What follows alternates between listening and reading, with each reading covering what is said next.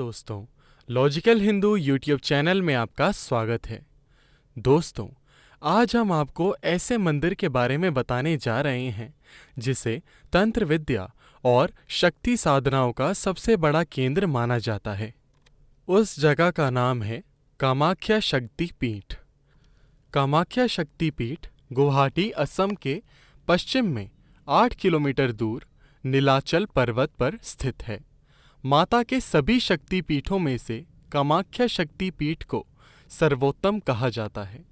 माता सती के प्रति भगवान शिव का मोह भंग करने के लिए भगवान विष्णु ने अपने सुदर्शन चक्र से माता सती के मृत शरीर के 51 भाग किए थे। जिस जिस जगह पर माता सती के शरीर के अंग गिरे वे शक्तिपीठ कहलाए। कहा जाता है कि यहाँ पर माता सती का गुहा मतलब योनि भाग गिरा था। उसी से कामाख्या महापीठ की उत्पत्ति हुई। कहा जाता है यहाँ देवी का योनि भाग होने की वजह से यहाँ माता रजस्वला होती हैं।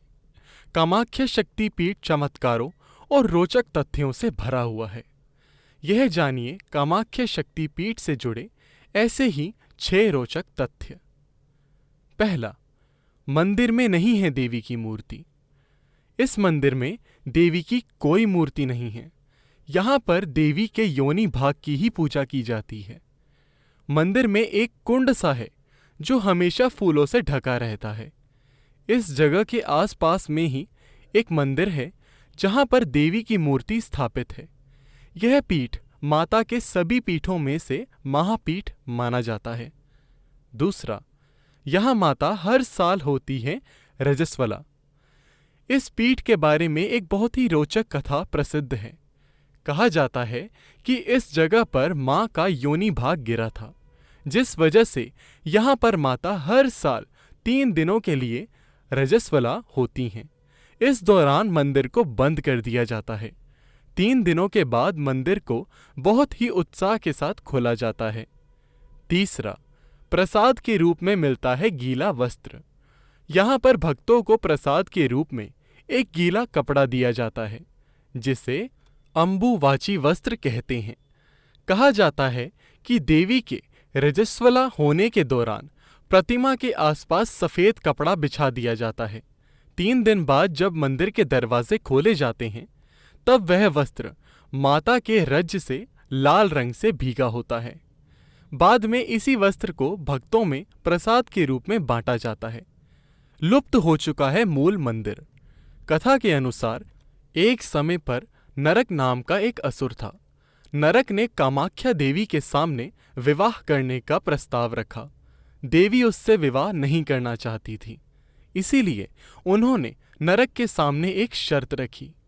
शर्त यह थी कि अगर नरक एक रात में ही इस जगह पर मार्ग, घाट, मंदिर आदि सब बनवा दे तो देवी उससे विवाह कर लेंगी। नरक ने शर्त पूरी करने के लिए भगवान विश्वकर्मा को बुलाया और काम शुरू कर दिया। काम पूरा होता देख देवी ने रात खत्म होने से पहले ही मुर्गे के द्वारा सुबह होने की सूचना दिलवा दी और विवाह नहीं हो पाया।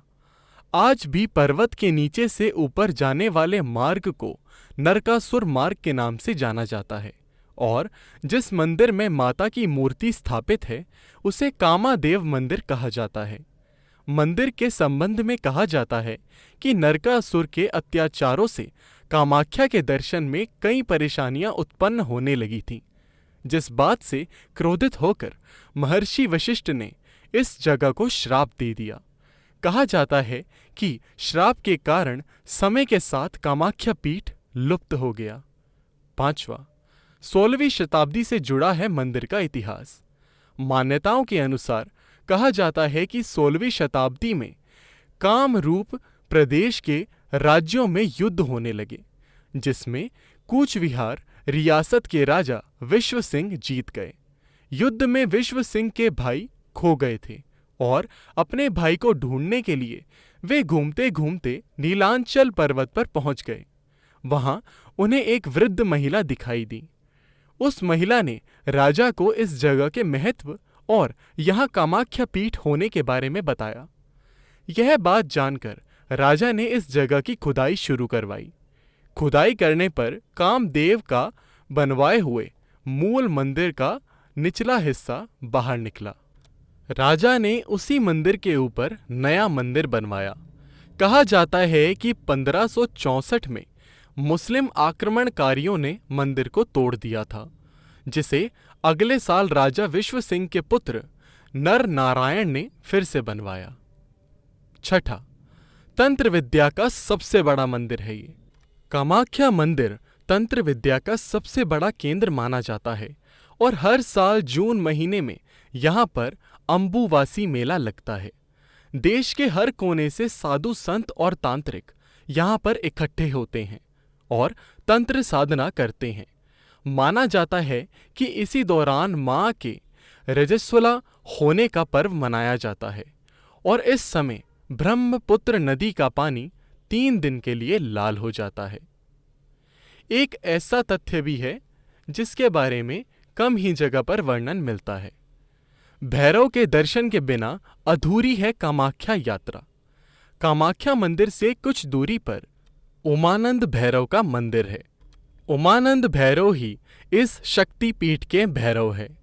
यह मंदिर ब्रह्मपुत्र नदी के बीच में है। कहा जाता है कि इनके दर्शन के बिना कामाख्या देवी की यात्रा अधूरी मानी जाती है। कामाख्या मंदिर की यात्रा को पूरा करने के लिए और अपनी सारी मनोकामनाओं को पूरी करने के लिए कामाख्या देवी के बाद उमानंद भैरव के दर्शन करना अनिवार्य है। हम आशा करते हैं आपको यह वीडियो पसंद आई होगी। कृपया हमारे चैनल को सब्सक्राइब करें। धन्यवाद।